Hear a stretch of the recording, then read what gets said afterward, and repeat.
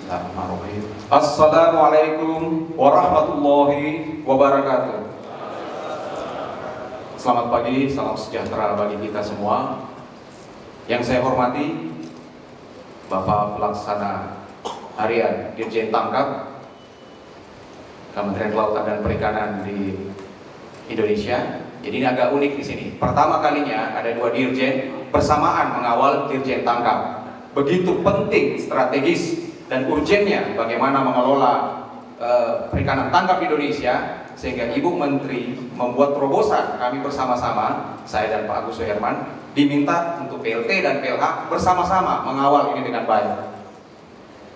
Yang saya hormati Bapak Pejabat Eselon 2 Dirjen Tangkap Kementerian Kelautan dan Perikanan. Yang saya hormati Bapak Kepala Dinas Kelautan dan Perikanan dari Provinsi dan Kabupaten, juga dari Inspektur 2 Kementerian Kelautan dan Perikanan. Pertama-tama mari ucapkan syukur Alhamdulillah atas karunia yang diberikan kepada kita, sehingga kita diberikan kesempatan untuk hadir dalam ruangan yang berbahagia ini. Karena dengan perkenannya juga lah, sehingga kita bisa berkumpul di tempat ini dalam rangka pembukaan rapat koordinasi nasional untuk bantuan sarana perikanan penangkapan ikan tahun 2016. Saya tidak lupa juga mengucapkan mohon maaf lahir dan batin, taqabbalallahu minna wa minkum, karena suasananya masih suasana Syawal. Mohon maaf kalau selama ini ada interaksi, ada proses, ada hal-hal, ada hilaf yang tidak disengaja, yang tidak direncanakan, yang mungkin dalam proses-proses ini membuat kita mungkin ada pergesekan atau ada hal-hal yang tidak sepantasnya.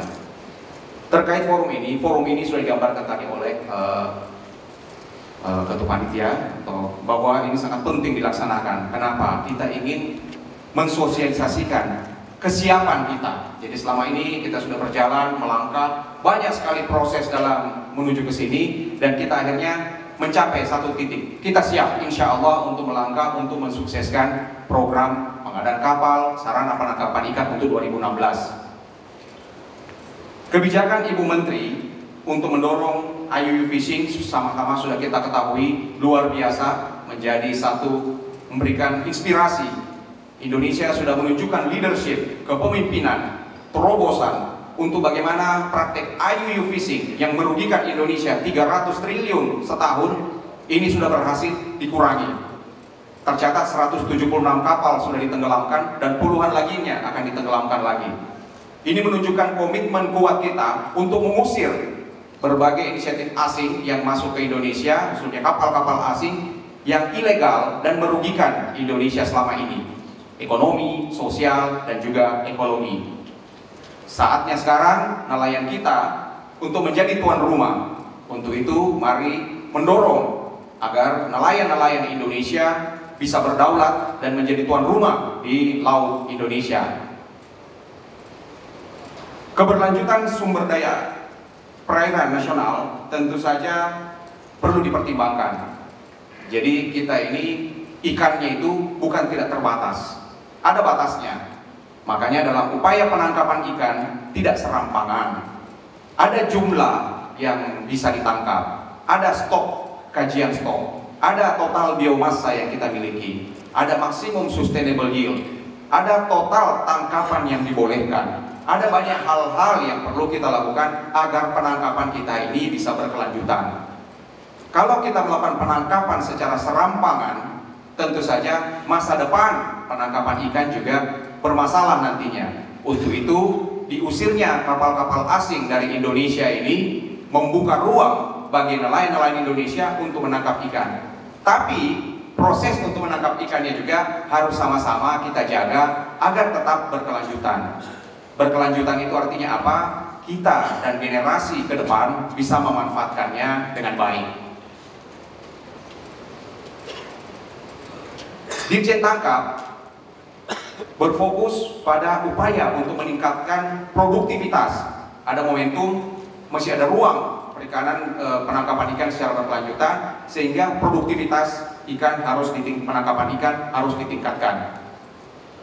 Untuk itulah bantuan utama yang diberikan oleh KKP melalui Dirjen Tangkap ini diharapkan menyentuh aktivitas langsung untuk upaya produksi penangkapan ikan, yaitu berupa bantuan kapal dan alat tangkapnya.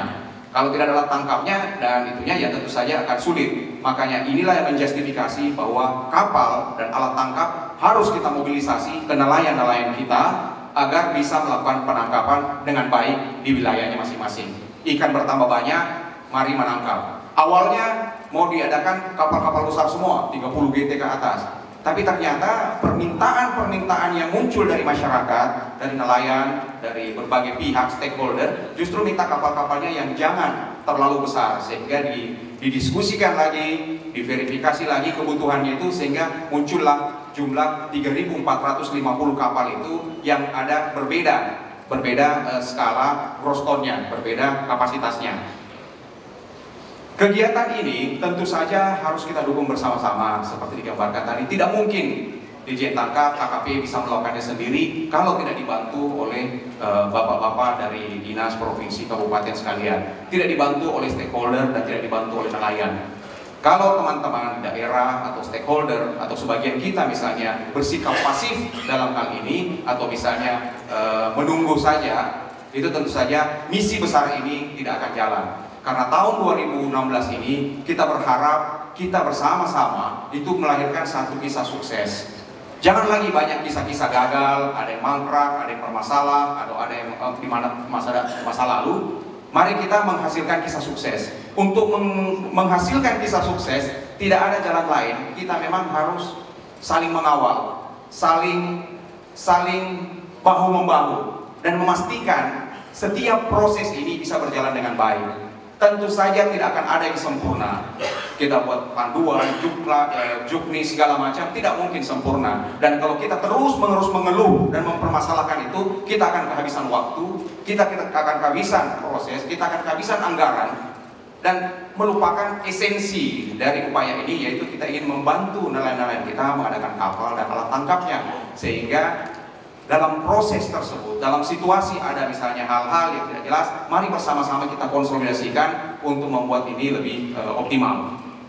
Nah, mengingat volume kegiatan bantuan kapal dan alat tangkap yang kita berikan ini cukup signifikan, ini harus dikontrol dengan ketat, kita kawal dengan ketat. Kita harus bisa memastikan bahwa ini efektif bisa berjalan. KKP di masa Ibu Susi, Menteri Ibu Susi ini bukan hanya targetnya output saja. Mungkin sebelum-sebelumnya kita banyak begitu outputnya tercapai, kita sudah ini. Kita dituntut sekarang tidak hanya output, melainkan outcome. Bukan hanya masalah membeli kapalnya, bukan hanya masalah mengadakan jaringnya, bukan hanya masalah bagaimana kita memberikan asuransi, bukan hanya masalah bagaimana berbagai mesin kita berikan kepada nelayan, bukan di situ masalahnya. Masalahnya adalah bagaimana tantangan kita ini adalah bagaimana agar perahu, mesin, jaring ini betul-betul dimanfaatkan oleh nelayan, sehingga pengawalan kita ini tentu saja akan lebih jauh lagi ke dalam untuk bersama-sama aktif dengan nelayan, berdiskusi intensif sehingga mereka itu mau melaut dan melakukan penangkapan dengan baik, karena tantangannya tidak ringan. Akan banyak keluhan, wah ini tidak cocok, ini tidak pas, ini tidak seperti itu. Sama juga kita beli baju, tidak persis selalu sama di situ. Untuk itulah peran bapak-bapak ibu sekalian, misalnya di dinas, di kami juga di Dirjen Tangkap, jajaran-jajaran di Dirjen Tangkap, untuk bagaimana mensosialisasikan, memastikan, membujuk, dan memperlihatkan kepada mereka. Kita sendiri diberikan misalnya handphone, dari handphone jadul, tiba-tiba punya handphone smartphone, itu masih awalnya kita pasti gaptek. Ada WhatsApp, ada Telegram, susah kita melakukan itu. Disuruh email tiap hari, masih susah. Tapi seiring waktu berjalan, seiring teknologi makin bagus, itu justru akhirnya kalau tidak ada WhatsApp, kita pusing semua itu. Karena koordinasi banyak dilakukan melalui SMS, WhatsApp, atau malah Telegram yang lebih ini. Ini artinya apa? Perubahan untuk perbaikan terus terjadi. Begini juga di tingkat nelayan, di tingkat masyarakat. Bisa jadi ada yang, aduh saya tidak cocok dengan yang ini, saya maunya yang konvensional, yang seperti dulu, yang seperti begini. Tapi kita di daerah atau kita juga di pusat tidak berarti harus oke, ya udah kami ubah lagi. Tidak. Mari mengajak berdiskusi dengan mereka. Coba dulu, lakukan dulu, tangkap dulu. ini bisa lebih bagus. Ini upaya persuasi atau upaya mendiskusikan dengan masyarakat lain ini sangat penting supaya mereka juga bisa perlahan-lahan bisa naik kelas, bisa mendapatkan manfaat yang optimal dan tidak di awal-awal sudah langsung menolak sesuatu perubahan-perubahan yang ada. Ini tugas kita bersama karena tidak mungkin dilakukan sendirian. Oleh karenanya ada beberapa faktor kunci yang mungkin perlu menjadi catatan kita, yaitu sudah juga kita coba implementasikan, yaitu optimalisasi sistem pengadaan, di mana pengadaan yang kita lakukan ini itu melalui sistem e-katalog.